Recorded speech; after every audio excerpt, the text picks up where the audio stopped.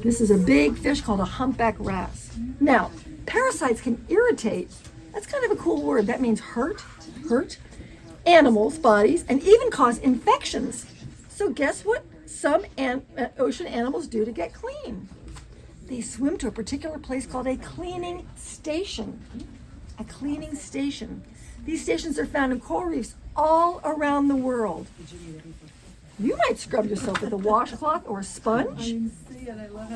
But reef animals are cleaned by small fish,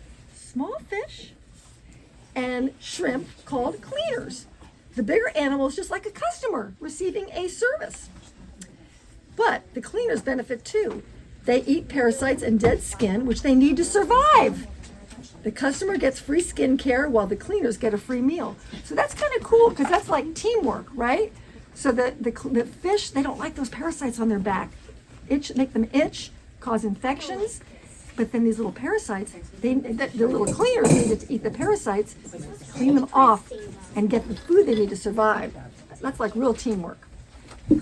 Cleaners have to advertise their scrubbing skills. Cleaner wrasse let their customers know that they're ready for work by darting back and forth in a lively dance. Each wrasse has a dark stripe, you see her dark stripe, along its body announcing, "I'm a cleaner." Cleaner shrimp promote their services by waving their long white antennae back and forth in a rocking side to side to broadcast, "We're open for business. We're here to clean." Whoa, when a pufferfish arrives for its daily wash, it spreads its fins and gill covers and even opens its mouth. That means it's time for the cleaners to get to work. The wrasse vibrate their own fins to remind the pufferfish that they're there. Just as you wash behind your ears and between your toes, they wash every spot of the customer's body, all over its body and washing everything. The team works hard, feasting on parasites and dead skin, servicing up to 2,000 animals a day. That is a lot of work for one fish to clean 2,000 animals. Wrasse also take care of their customers' teeth.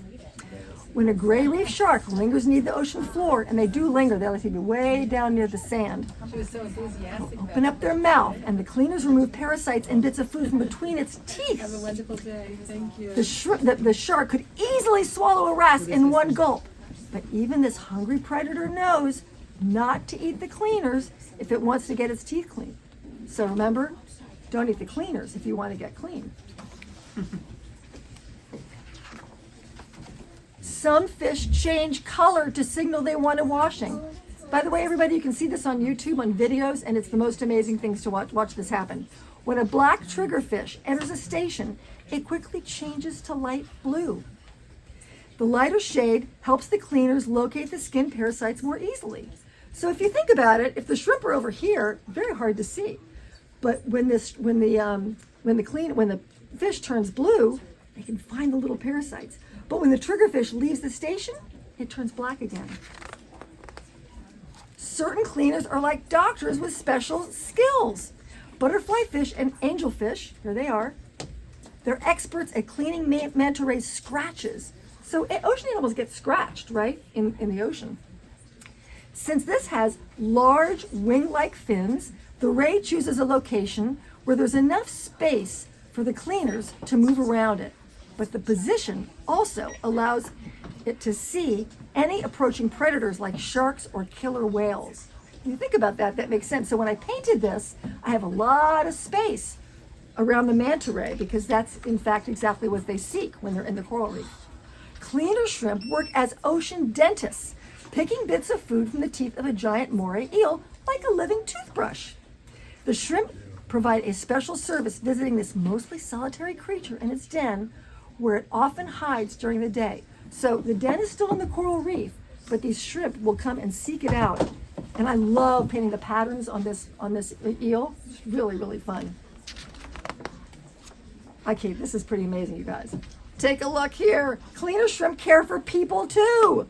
If a scuba diver removes his mouthpiece and opens wide in a station, I look at the expressions of people in the audience. I love it. Opens wide in the station, the shrimp will collect bits of food from his teeth and gums. This gentle cleaning doesn't hurt, but the nibbling tickles. So I presented at a school, and a little girl said, I was in Mexico, and the cleaner shrimp came and cleaned my toes. So, I mean, they can clean all kinds of things, and very harmless, a lot of fun. Yellow and black tangs and clean algae that cling to the green sea turtle's shell. Algae are plant-like creatures that can hide infections that affect the turtle's swimming speed. A smoother, cleaner shell allows the turtle to swim more quickly and save energy. So that makes sense. So this was a lot of fun. I used to design patterns for women's clothing for about 6 years. So I love doing all the kind of patterns in the illustrations. Okay, the cleaning process usually works smoothly, but sometimes a cleaner gets greedy.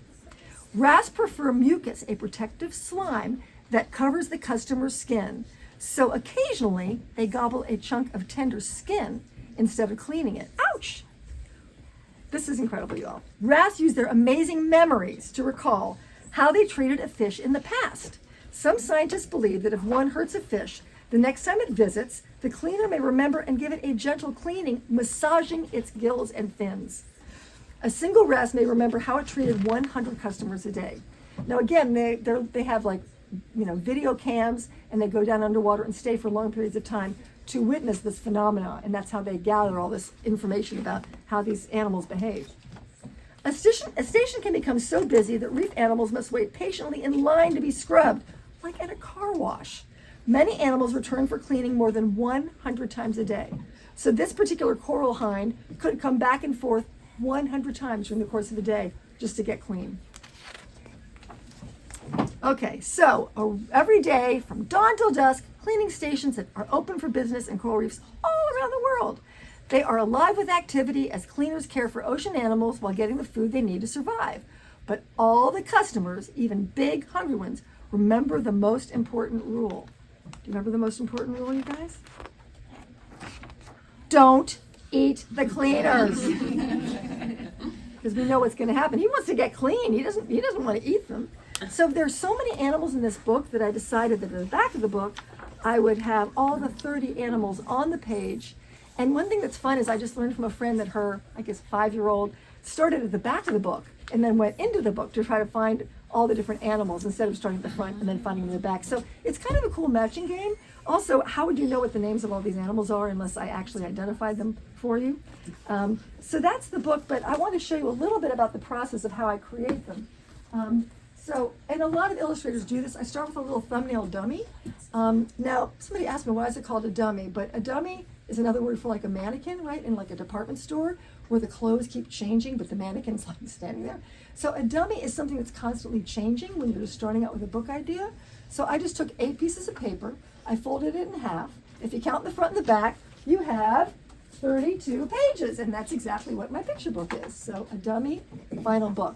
All this is me just playing around with a pencil and doing very, very loose sketches, very, very loose sketches. And at this point, I'm pretty much deciding the order in which I'm going to place the animals to follow the sequence of the events, because it is pretty sequential that I'm telling you this story about how it all works. And then I basically wanted to talk to you about the fact that I was inspired to create this book by my last book, which is called Line Up, Animals in Remarkable Rows. And this is a picture of pufferfish. So how do animals, why do they form rows? I thought that was really interesting. So these are pufferfish in a line, and all I knew was just what I wrote, basically, because I wasn't so interested in the science of it. I was interested in the fact that they lined up in a row. It just says, line up, spotter puffer, so work can begin. Striped fishes will clean every part of your skin. But I thought, that's really weird. What is this cleaning thing about? And that sent me on this whole research process, which ended up being the book that I just showed you. So sometimes an old idea or an older book can inspire a new one. So when I create this, I start in pencils, and this was my very first idea for this final illustration. So again, pencil, sketch, final illustration. So here I realized, oh my gosh, if I'm writing a book about parasites in large part, I need to show what it looks like. I was like, oh, that makes sense. So I had to add what a parasite would look like under a microscope. And then I chose a different fish here. I like the patterns on this fish a lot better. And by the way, these all have to belong in the same coral reef. So these are all in the Great Barrier Reef. because different fish live in different coral reefs all around the world. So I worked with 2 scientists on this book. One was the head of ichthyology at the Natural History Museum. The other one was at the National Aquarium. So they have to look at my illustrations and my words and vet everything and make sure it's accurate. Okay, another picture. This very much changed. This is my first idea for the sharks. I was going to have a shark over here, one over here. I just didn't like that illustration at all. So I completely changed it. I liked him hovering, as I learned they do, near the bottom of the coral reef.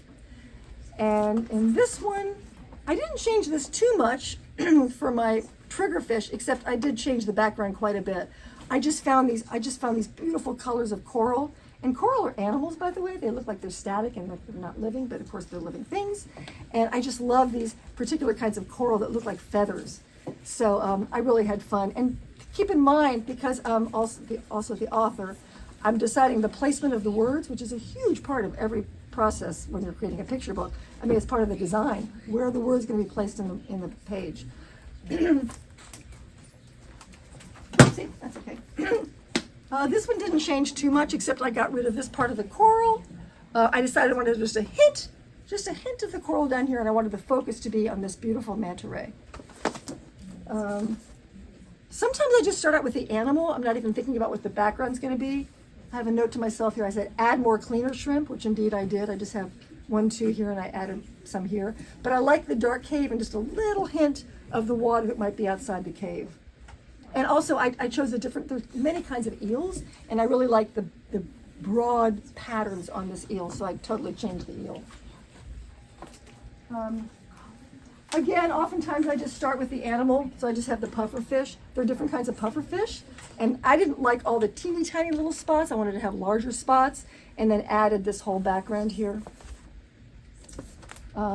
Oh, this is one I think I want to show you because this completely changed. This was when they go to a particular place called a cleaning station. This is what gave me my first idea, and I was like, no, I want to have a couple different fish. What I want to mention is I do this on an iPad.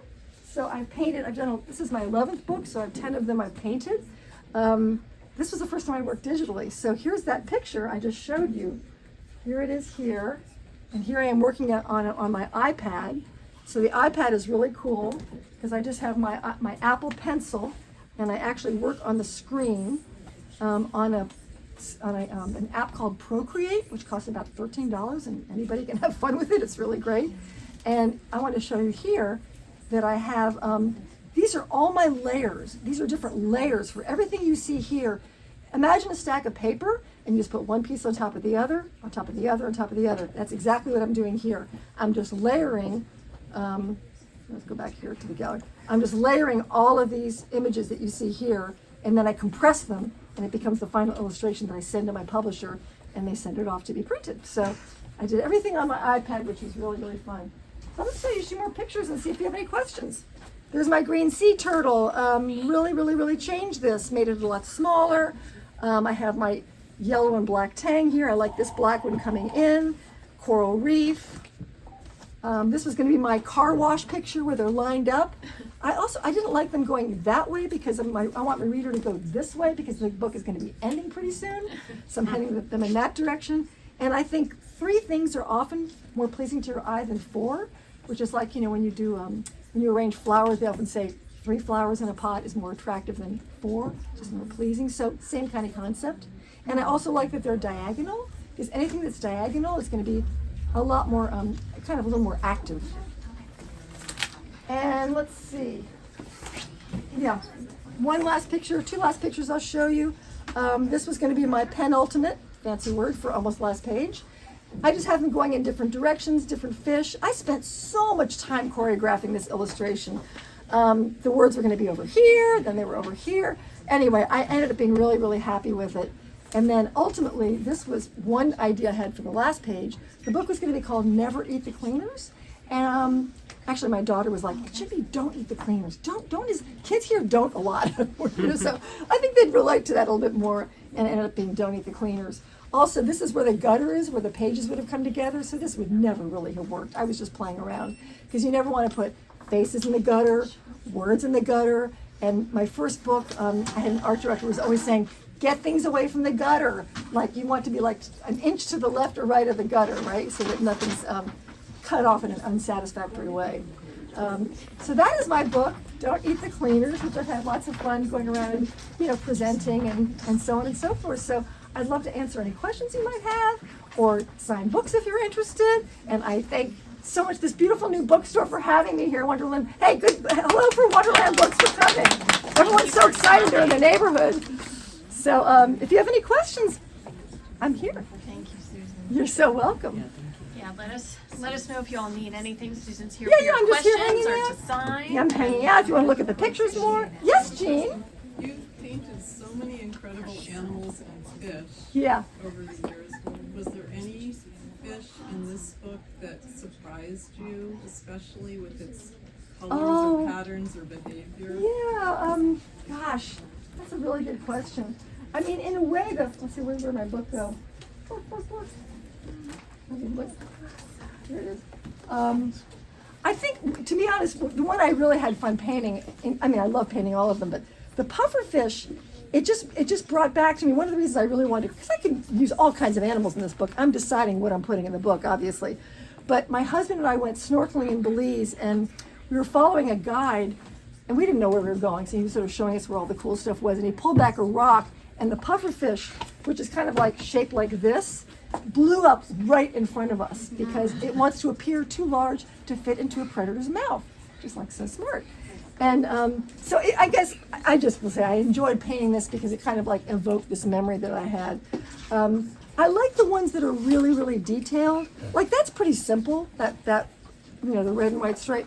But this humpback wrasse is just like, oh, the patterns on it. I had so much fun with the patterns on this. It's just so. I kind of enjoyed all of them, but I did enjoy this one in particular.